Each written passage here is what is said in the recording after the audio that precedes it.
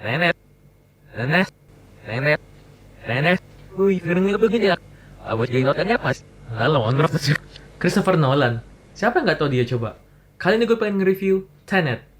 Tenet. Tenet. Tenet.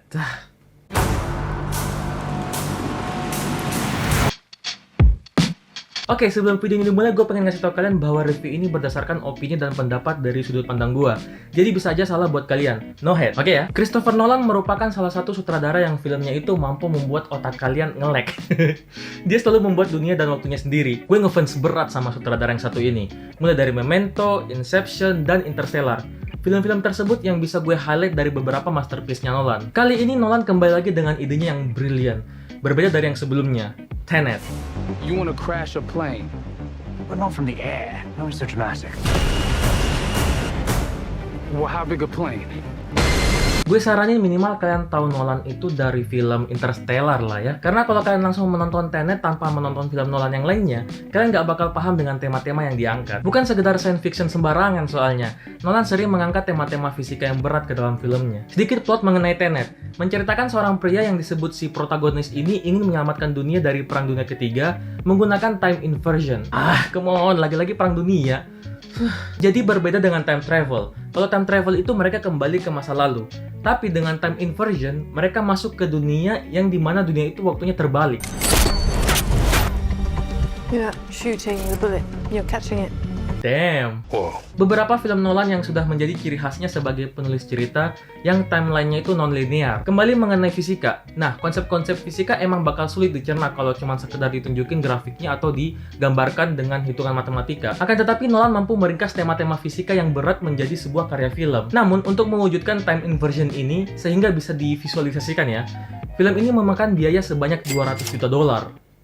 Anjir, itu bukan biaya yang kecil dibandingkan dengan film-film Nolan yang lainnya. Dengan biaya pembuatan segede itu, tentunya kalian sudah bisa menebak bahwa Nolan emang sangat meminimalisir penggunaan CGI. Kombinasi antara plotnya yang kompleks dan visual efeknya itu yang crispy banget, tentunya mendukung banget. Jadi penggunaan VFX-nya itu bukan cuma sekedar keren-kerenan. Nggak tahu lagi kalau pesawat-pesawat yang dihancurkan. Seperti biasa, Nolan akan mengajak kalian mengumpulkan puzzle sedikit demi sedikit. Jangan sampai kalian meninggalkan sedikit pun. Jika ada sedikit pun kepingan yang ketinggalan, kalian pasti akan ngerasa kecewa dan gak puas pada akhirnya karena setupnya tuh kompleks banget. Ketika pertama kali selesai nonton, gue tuh banyak banget pertanyaan-pertanyaan yang muncul di pikiran gue. Asli, gue bingung banget awalnya. Bahkan gue sempat mikir, lah kok film Nolan kayak gini gitu.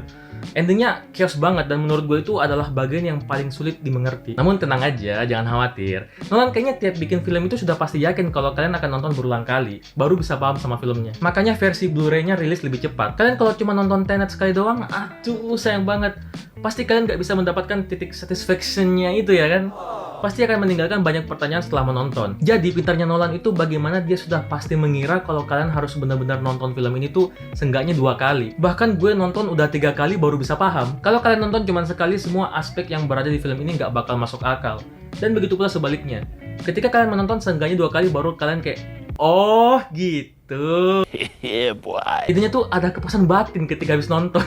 Sayangnya entah kenapa ya, gue ngerasa ada sedikit perubahan terhadap karakter development di film Nolan yang satu ini. Gue sama sekali nggak ngerasa empati terhadap karakter protagonisnya. Coba deh gue bandingin dikit ya sama karakter Cooper di Interstellar misalnya. Gitu kita bisa merasakan ikatan emosional terhadap karakternya karena apa yang dilakukan itu meningkatkan stake-nya. Dan orang-orang akan lebih merasa empati terhadap karakter utamanya. Sedangkan di Tenet, gue malah ngerasa kurang ikatan emosional terhadap protagonisnya. Mungkin karena Nolan terlalu fokus sama gimmick inversionnya ini sehingga lupa sama karakter developmentnya. Karena membangun karakter sampai kita bisa merasakan chemistry-nya itu sangat sulit dan butuh durasi tambahan. Setelah membahas karakter, kita bahas scoring-nya. Tidak ada Hans Zimmer kali ini. Jadi kalian jangan mengharapkan musik-musik orkestra yang breathtaking seperti di film-film Nolan yang sebelumnya. Akan tetapi scoring dari Ludwig Göransson